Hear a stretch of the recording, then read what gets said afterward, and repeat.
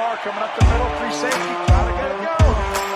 Allen steps up, jumps over the defenders to pick up the first. Now, decide not to use a Curry, way downtown, bang!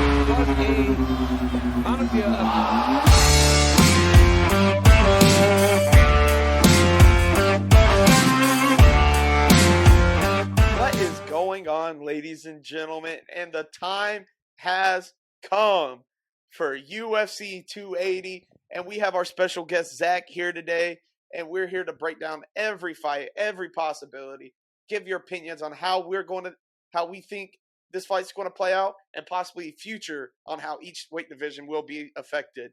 You ready for this, Zach? Oh, absolutely, man. I know we've been waiting for this card for 2-3 months now. Ever since it got announced back in July, it's been right there. Dude, it's been on the cusp, and now we are here.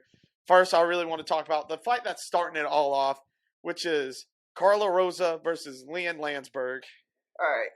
Yeah. So in this fight, I've got Carol Rosa via decision. I think she's the hotter prospect here, and honestly, I'm not even gonna lie. Like, I've only seen Carol Rosa fight. I haven't seen Lena Lindbergh fight, so that's basically what my opinion's off of. So yeah, it's just you've seen a little bit more on Carol. We're not going to go heavy on these prelim fights because a lot of people ain't going to know these prospects.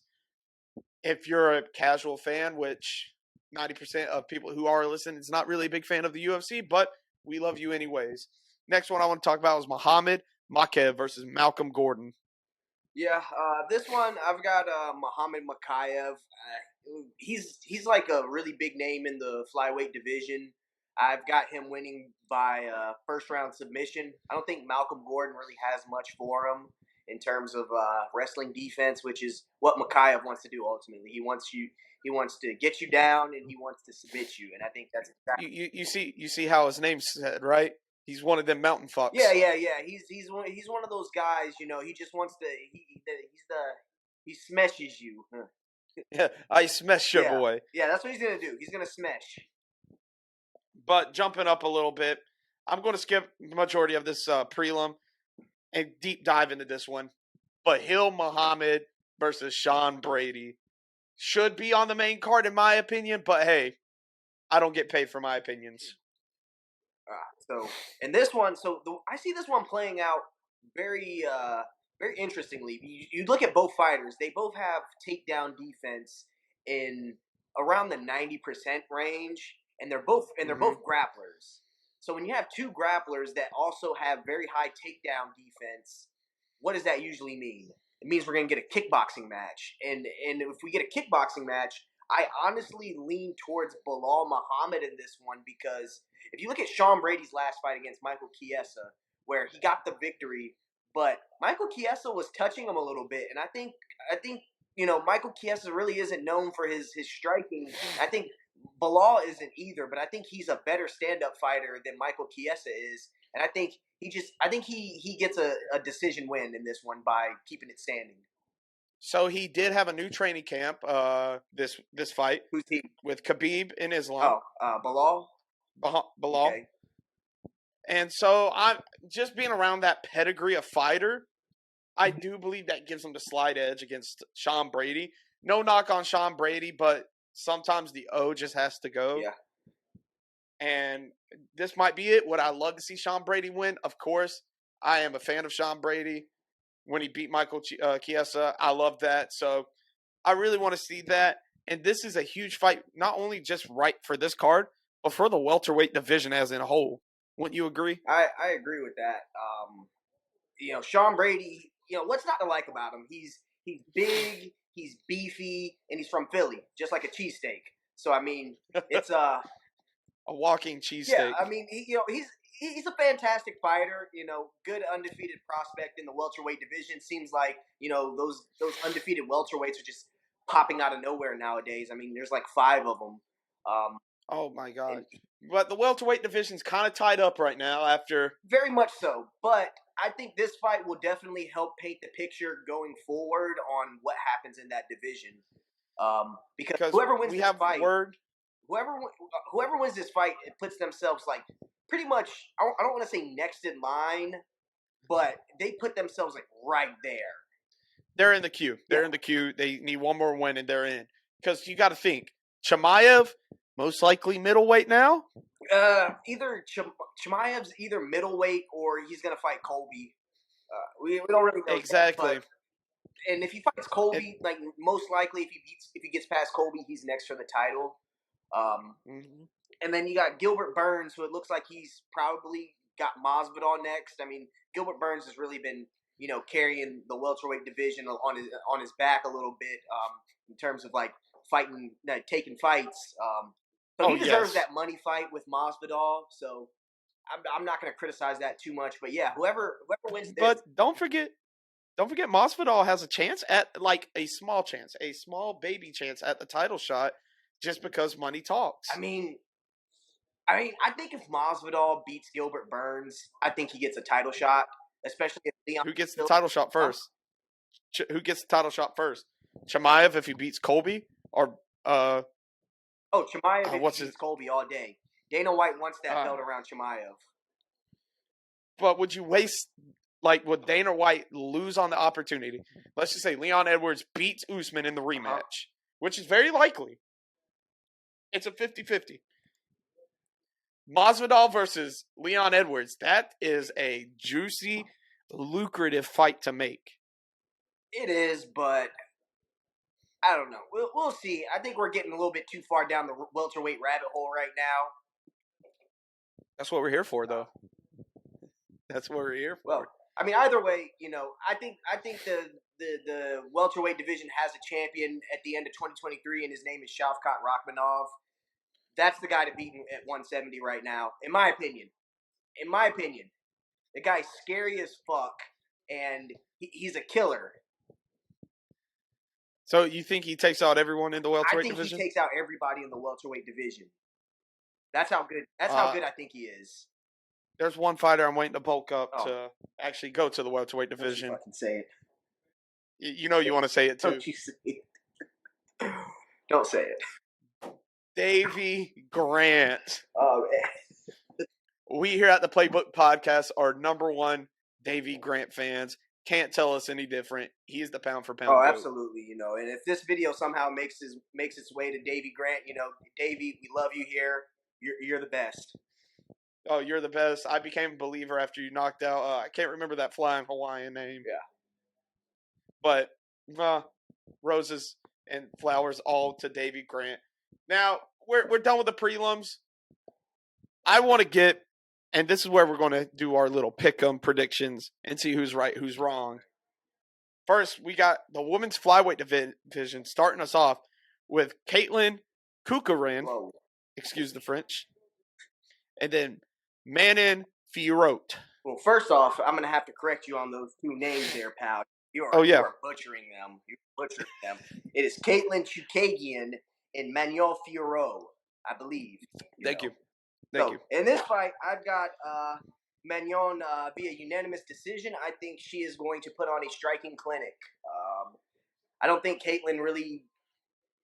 I mean, Caitlin's like one of those really well-rounded fighters to where she's not really great at one thing necessarily, but she's like very good, like well-rounded. Like she can hold her own on the ground, she can hold her own on the feet. But I think her opponent, Fiorot is just like too crisp on the feet. Yeah, because I'm looking at just their build right now. Caitlin is 2 inches taller and has a 3-inch reach. Mm-hmm. But I do agree with you with Manon on this one. Excuse me, I'm illiterate. I can't really pronounce names. But she's just a very money when it comes on the feet. And I understand that Caitlin is like the jack of all trades, but master of none. Which I do. I believe that it's a TKO in the second round for Manon. Whoa, you think she gets her out of there? Oh, she gets her out of there. Get him out. But now this is where we're going to take about an hour and a half on this episode. Gosh. Which is these next 4 fights is what really sold us the card. This one was just like, oh, you look at the main event, okay. You look at the co-main event, you're like, oh shit. And then you look at the third fight, you're like, oh really? And then that fourth one's just the cherry on top with the Benil Muhammad and Sean Brady fight, which this is the Benil Dariush versus Gamrot. Yeah. So this is a very rare fight in the sense that it's southpaw versus southpaw. Oh, I love it. As a southpaw myself. Yeah, same here. But honestly, this is also a 50-50 fight. You know, you got two guys that are very skilled on the ground, but also Benil Dariush has legit knockout power. He And does. Gamrot, while he did get the victory versus Arman Sarukian a few months ago, you know, a lot of people think that fight should have went the other way. You know, who knows? It's not really here to debate that. The fight went the way it went, and now we're here. I'm honestly thinking Gamrot's gonna win this. What did I say? Yeah, I got Gamrot. I got him via second round TKO. I think even though Dariush is very powerful on the feet, I also think he's very chinny as well. And I think I think Gamrot is going to I think Gamrot's going to touch him, and I think he's going to get him out in the second round. It's going to be an explosive fight though for as long as it lasts. And this is another huge implications in weight divisions because you got number 6 versus 9. Benil Dariush has been that gatekeeper, that door holder for a lot of years. Wouldn't you agree, so? Yeah, I would have to agree with that. He's been on the cusp of contention for several years now. Like he's like the Michael Bisping of this era before he got the championship fight. Yeah, I mean that's an interesting comparison, but yeah, you know, Benil he's been around. He's been around the division for a long time. He's long in the tooth. He's fought a lot of big names. He's got a lot of big wins. Mm-hmm. His last one against Tony Ferguson was, I mean, it was dominant. It's the name that makes it bigger than what it needs to be. But it was very dominant. And I also do have Gamrot winning, but I have it winning by first round TKO, getting him out of there. You think this is just going to be So question, do you think it's going to be a back and forth kind of deal and Gamrot just I don't think it's going to be walk through him? It ain't going to be a walkthrough. It's going to be these boys are going to throw hands because you got to think. But Benil Dariush has a fire lit under his ass because he was promised like, hey, if one of these boys don't make weight, you'll be the fall guy. And then all of a sudden, Alexander Volkanovski weasels his way in. Yeah, just adding on to the disrespect. So I have a feeling he's just like, hey, I'm going in here. I'm going to take this guy that y'all have predicted to win over me and going to throw hands. And Gamrot, he ain't no punk. No. He ain't no punk. He'll throw down with anyone. And so I have a feeling it's just going to be just all out, just boom, boom, boom, boom, boom. And then all of a sudden, Gamrot gets that shot in that just shuts it down. Yeah, I definitely could see it. I don't see first round. I see second round personally. I think there will be a little bit of a feeling out phase. I think they'll probably test the grappling a little bit to see. But I think ultimately, if there's no clear advantage there, I think they're just going to start throwing leather. And I mean, that's what we want to see. Honestly, we want to see hands. Oh yeah, you don't want to see a grappling match. No. I mean, grappling is interesting, but I mean, we love a good stand and bang fight, and I think this has the potential to be that. Not saying that we love a good old Donnybrook. Yeah, not saying that it will, but I think it very much has the potential to be. Yeah, I think Gamrot takes it. He's kind of like in that next echelon of like lightweight. You know, you get the lightweight division. You know, you got the old guard. You've got the Dustin Poiriers, the Michael Chandlers, the Justin Gaethjes. You've got Oliveira. Charles Averos. But that next wave of lightweights, Gamrot. Oh my God. freaking Makachev. Makachev, Sarukian. What's the he just fought RDA. Fiziev, Oh, I know who. Rafael Yep. Fiziev, Jalen Turner. Guys like that. Dude, these Like, boys, that they next are here to crop of play. that next crop of lightweight. I can see a lot of torch passing in the next year or so when it comes to the 155 division. I was listening to this podcast earlier this week, getting ready for this episode, and I was listening. They said this guy was talking. He was going, "Hey, I don't think the UFC lightweight division is going to have a long champion like it has in the past with these new crop of contenders."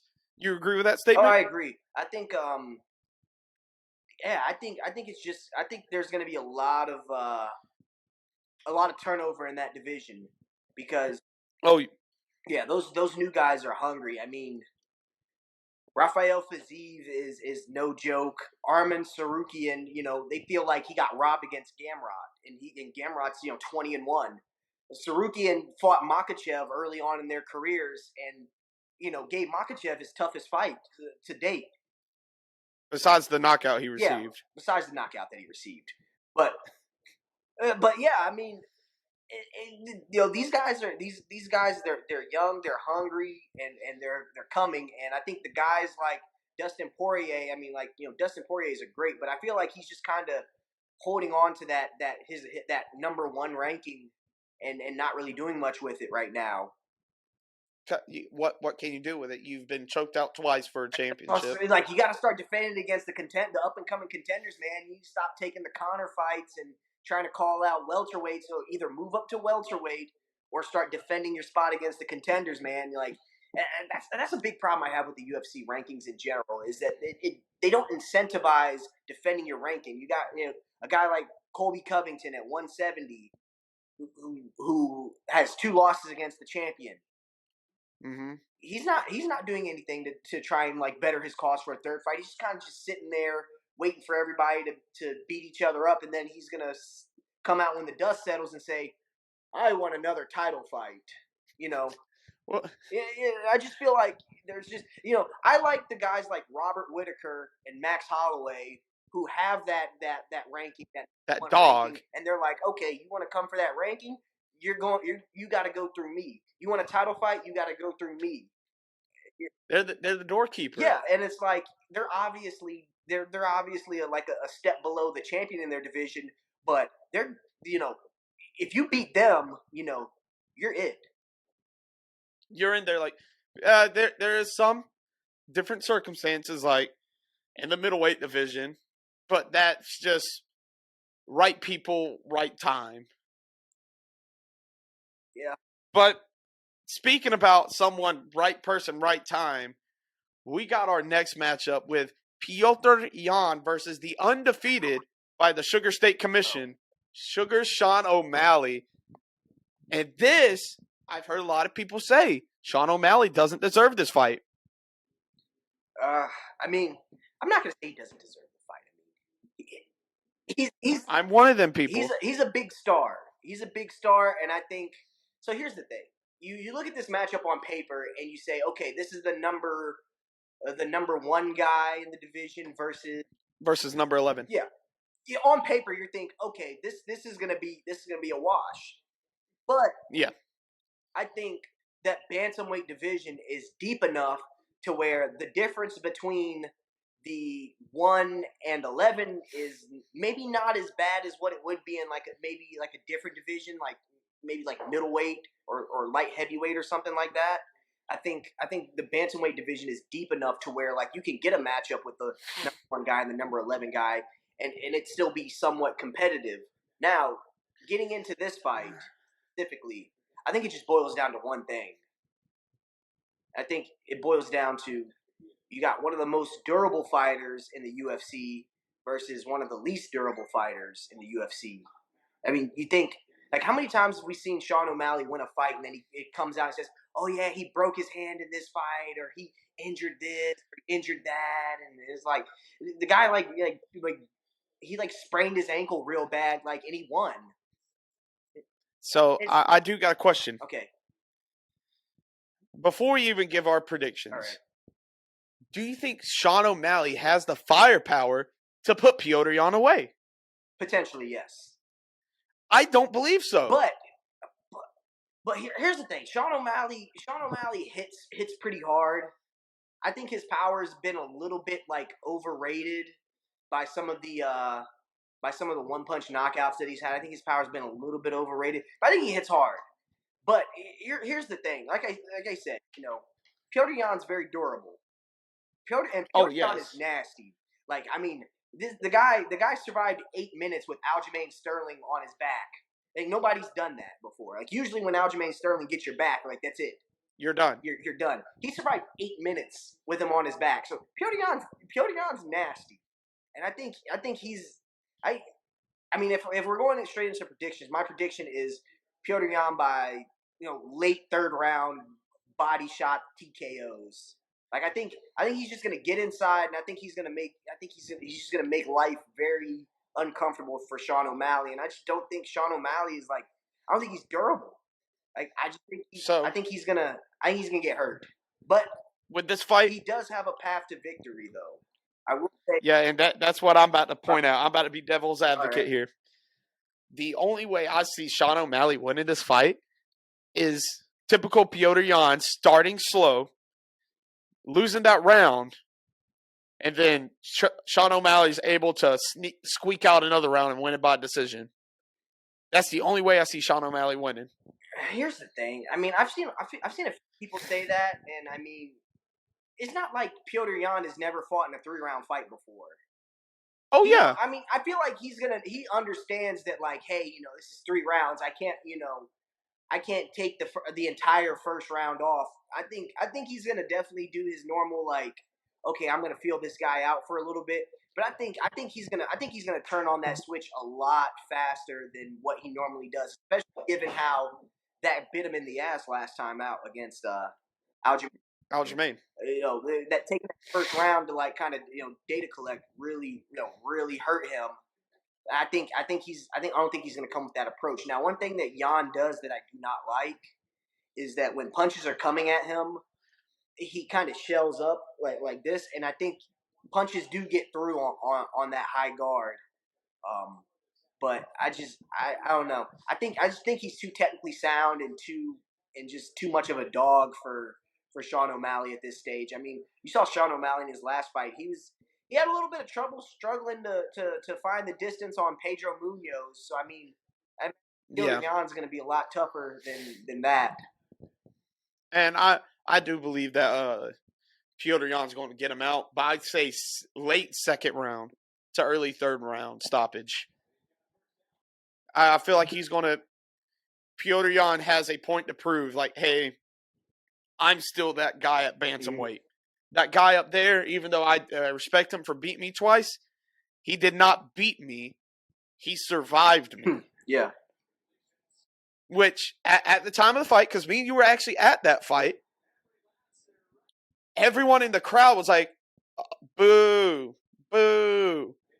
And we were the same way. At the moment, we were like, yo, it didn't look like Aljamain Sterling did anything. Can you agree? Well, yeah, so like right as it was called, like as they were making the announcements, I thought Petr Yan edged it out just because and from the crowd's perspective, it's a little bit different. When I went back and watched the fight, like the broadcast version, I was like, okay, yeah, Aljamain definitely banked that first round because he landed more. And I feel like, from the crowd's perspective, you see the guy pressuring forward, which Petr Yan was doing the first round, but he wasn't really doing anything. And you see the pressure, and that kind of like sways your judgment in real time. And I don't think he can fall into that. And at that moment, we were also high off that Gilbert Burns versus Chimaev fight too. Yeah. Yeah, but we both agree that Petr Yan's going to probably edge this out. Would it be nice to see Sean O'Malley win for the bantamweight division? No. But here's my question: who gets the first title shot? Sean O'Malley if he wins, or Marlon Vera? Marlon Vera. Well, Marlon Vera should get it. Yeah, I didn't ask who should get it, who will get it. O'Malley. He's probably already been promised the next title shot if he wins. Which here's how I think. Now I'm getting into a little like how they should, which I can't really make that decision. But hey, I like to pretend I'm Dana White sometimes, and that is rematch Marlon Vera versus Sugar Sean O'Malley. Winner gets number one contender. That would be smart. And that'd be a money fight. You know how many people would watch that? Marlon Vera's been he just kicked Dominic Cruz's head off his shoulders. And then if Sugar Sean O'Malley comes in Abu Dhabi, shocks the world, beating the number one guy in the bantamweight division, arguably the best bantamweight, what is there else to do? Yeah, that's definitely a fight that can make a lot of money for the UFC. I just don't think they would do it. I think they would wait. I think they would wait to see if one of them gets the belt before they do it, just to try and capitalize as much as possible. Yeah, but I would love to see it. Love to see it in all of its glory. Hey, O'Malley versus Marlon Vera too. Yeah. Because we never really got to see a definitive stoppage. You know what I mean? Definitive to me. Yeah, I'm talking about for the Sugar Sean fans. I mean, anybody who calls themselves a fan of that guy is not right. Sorry. He's fought Tomato Cans and Pedro Munoz. Yeah, I mean, really, what is his best win? That was no contest. That was a no contest. That one guy. Hold up, now I gotta look this. What is it, Thomas Almeida? He's on like a 5-fight losing streak. Eddie Wineland, Chris Moutinho. No, his best win on paper is Paulian Paiva. Yep, Paiva. Which, I mean, even then, that's kind of like a tailor-made fight where it's just like, all right. But whatever. But now we're getting into the old Aaron Rodgers championship fights. And before we get into them, I do want to thank our sponsor for this episode, Dubby Energy.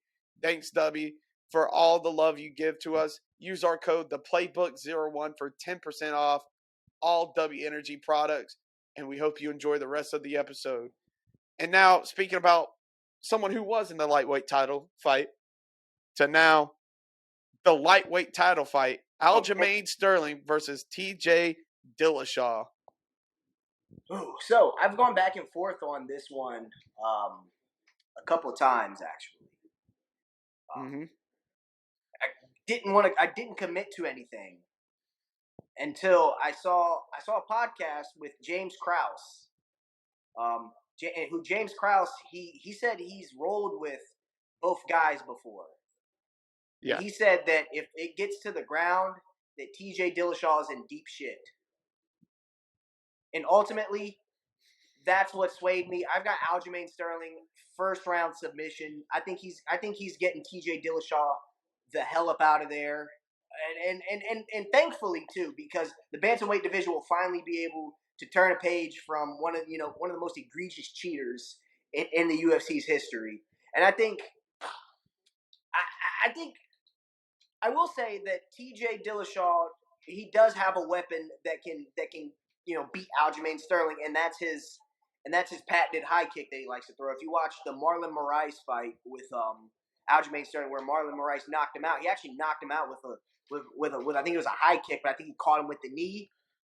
I think it was a left high kick while he was shooting. Yeah, I mean, Dillashaw, if Dillashaw can recreate something like that, I think he can win the fight, but I just don't think Dillashaw is the athlete that he once was. I meid, you look at the Sandhagen fight last year's return fight, he didn't look the same, and now arguably he lost. So he's 36 years old, coming off a knee surgery. Aljamain Sterling seems to be in the best shape of his career.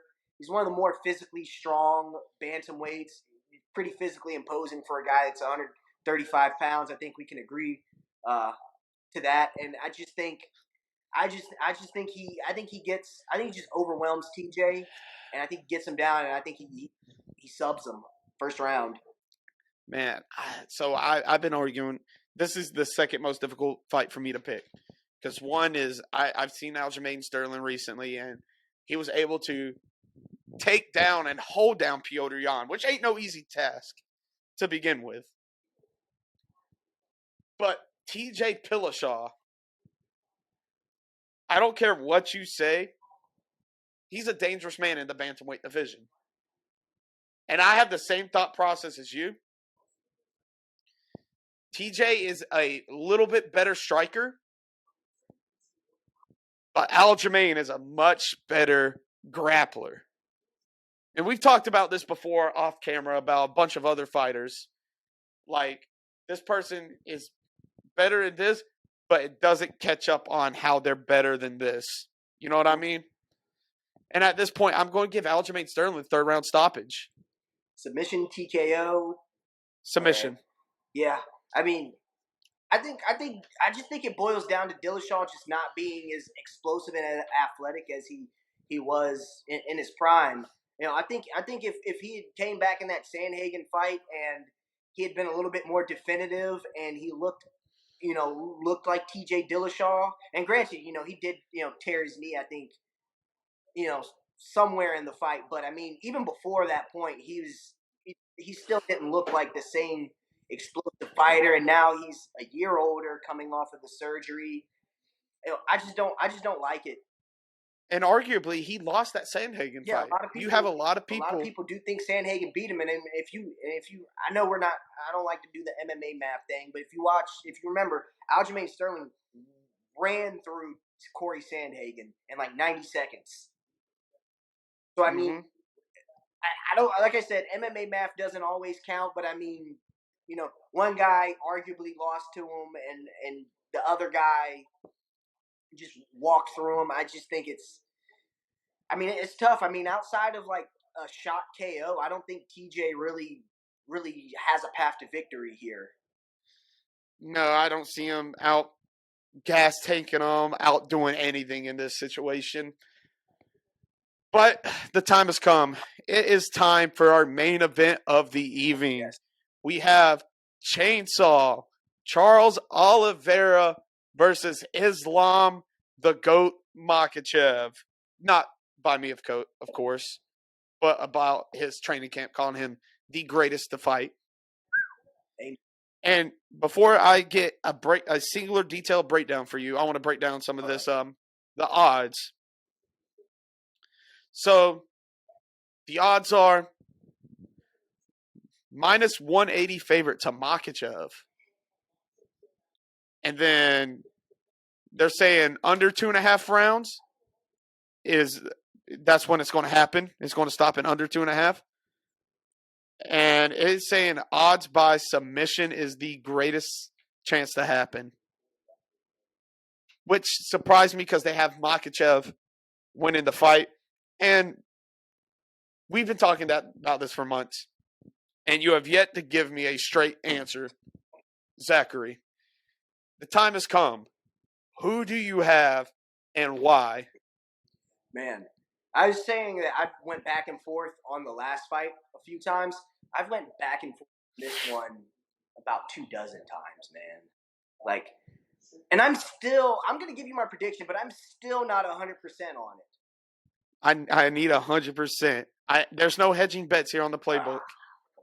All right, so I'm gonna break this down. So break it down for us. Islam Makhachev, who the pedigree is there, the strength of schedule isn't there. Like, you can watch the guy and you can say, okay, yeah, this guy is one of the best. But you see the opponents that he's fought, they don't really stick out to you. But you know that this guy is one of the best. Charles Oliveira is like the exact opposite. He's the guy that, he's gone through the insane strength of schedule, and in pretty much every fight he's been out. It's been like, oh, Michael Chandler's too explosive. Michael Chandler's going to knock him out. And like, oh, Dustin Poirier's too crisp of a striker. He's going to knock him out. And like, oh, Justin Gaethje's just an animal. He's going to knock him out. And each time, Charles Oliveira finds a way to win. Each time, he gets called a quitter by his opponent. And he makes them quit. Today, Islam Makhachev called Charles Oliveira a quitter. And on Saturday, Charles Oliveira is going to knock him out in the second round. Oh, why a knockout? Not known, like he is known for submissions. Charles Oliveira is going to knock him out in the second round. I think what's going to happen is, what's going to happen is, the big thing for me in this fight is Islam Makhachev is not as good of on the cage as Khabib was. Mm-hmm. He gets reversed a lot. And who's the Brazilian that he fought a few fights ago? Moicano. Moicano actually was able to take down Makhachev and take his back, actually. And you would think, okay. Well, Zach, while you're pointing that out, well, why do you think it's going to be a TKO? Well, because I don't think Makhachev is going to. I think he's going to be a little bit more respectful of Oliveira's ground game. I just don't think his striking is going to be there. I think Oliveira is going to strike with him. I think Oliveira is going to catch him early in the second round. See, I have second round too, and I have a stoppage. Okay. But there's a couple things you have wrong here. Uh-oh. That the Mountain Man, Islam Makhachev, Khabib's acolyte, the next Nurmagomedov in a sense, will get choked out to superior jiu-jitsu by Charles Oliveira. Because think about it. Last three fights. Can you name me Makhachev's last three fights? Yeah, Bobby Green, Dan Hooker, and I think Moicano. They ain't the guys that Charles Oliveira fought. Right. He didn't fight a Dan Hooker that just came off probably one of the most brutal knockouts of that year. Not Dan Hooker, but Michael Chandler. He didn't face off against a Dustin Poirier, who's supposed to be the guy in the lightweight. After Khabib left, it was Dustin. And then he didn't fight that axe-wielding maniac, Justin Gaethje. And Charles got touched by all three of them. And it wasn't just like a boop. It was good contact. And guess what happened? He got up. And at this day, this fight, mark my words, October 20th, in the year of our Lord, 2022, Charles Oliveira, Saturday afternoon, will become the number one GOAT in lightweight division history. Man, that's a heavy statement right there. What is there else to prove? I mean, you got a point there. I mean, if in all honesty, if we're saying Khabib's retirement is absolute and he's not coming out of retirement, Oliveira is. I mean, he definitely has a case. Because let's be honest, Oliveira's the champion. Yeah. We all know Oliveira's the defending champion. Oh yeah, he's even getting pay-per-view points for this. He said.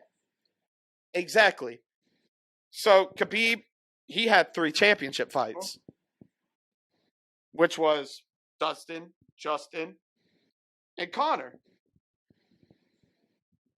Yeah, and let me just play devil's advocate. You could say Michael Chandler's the same as Conor, which I don't believe so. I feel like Michael Chandler at that time versus Conor at that time is a lot more dangerous of a fighter.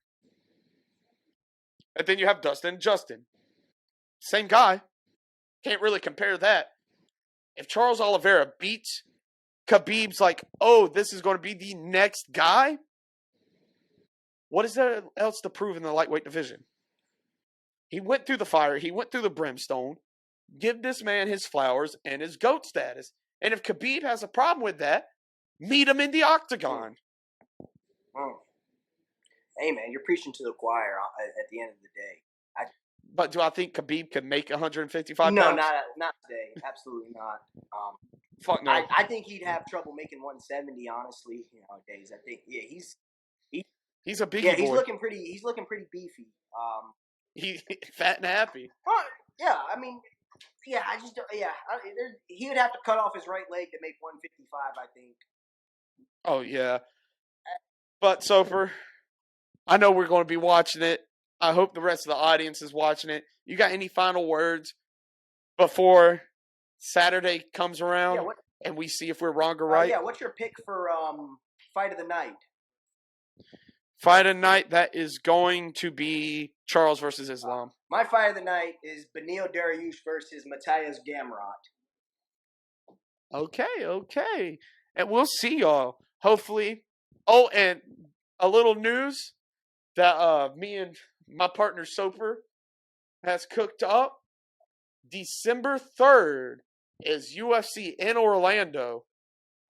And we will try to get the behind the scenes look and a sneak peek and a live reaction to y'all and preview because we are heading there for the weekend. Are you excited for that card too, Yeah, Soper? I'm pretty excited. I mean, we get to see Wonder Boy versus Kevin Holland. I mean, two of the most entertaining strikers in the UFC, and they're not going to have to worry about grappling. Oh, we got Tai Tuivasa versus Sergio Pavlich. that one. What's the over under on that fight? 30 seconds. Let me see. Let's just break this down a little bit because we got All time. right, yeah. We got time. Well, of course, we'll break it down. Once we But we want to give y'all a little super early look ahead. Let's see. So Thompson versus Holland. And I was telling Soper this because I invited him to come down. And I remember him saying, "Oh, this ain't even going to be a good card." I said that? Yeah, you did say that. But it's Stephen Wonderboy Thompson versus Kevin Holland. Chef's kiss. Tai Tuivasa versus Sergio Pavlich. Chef's kiss. Derek Brunson versus Jack Hermanson. Good match. Don't know how the fight will play out, though. Michael Rumble Johnson versus Mark Diakis. Okay. Not Michael Rumble. I don't know why I said Rumble. Yeah. Clay Guida versus Scott Holtzman. Angela Here versus Emily Ducote. And then possibly one of my favorite fights, Nico Price versus Philip Rowe. Yeah, there's some there's definitely some potential on this card. I think really when you come to look at it, I mean, Tai Tuivasa versus Sergey Pavlovich that's like, oh man, that's gonna be somebody's getting knocked the heck out. Oh, and I'm going to be down there to do a shoey with my boy. You're gonna be down. You're gonna do a shoey with him.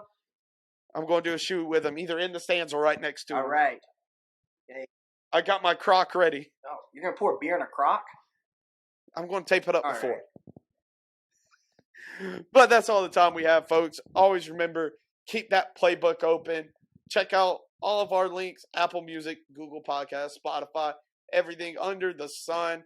And I hope you enjoyed this episode. Soper, you got any parting words? Enjoy the fights. Yes, sir. And we will see y'all later. Peace out.